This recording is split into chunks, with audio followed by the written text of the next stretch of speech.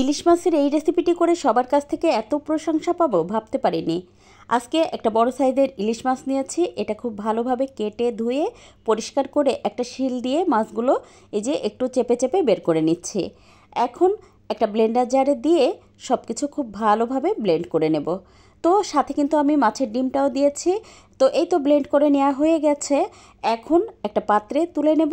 আপনি চাইলে এই মাছটা শিলপাটায় বেটেও নিতে পারেন। তো এখন ব্লেন্ড করার পরে আরও যে 2-1টা বড় কাটা ছিল সেটা হাত দিয়ে বেছে ফেলে দিব।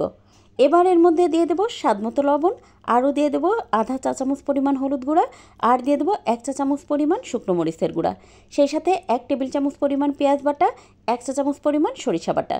খুব ভালোভাবে এই মিশ্রণটা সুন্দর করে মেখে নিয়ে ওই যে মাছের খোলসটা ছিল তাতে মাছটা দিয়ে সুই সুতা দিয়ে খুব ভালোভাবে সেলাই করে নেব।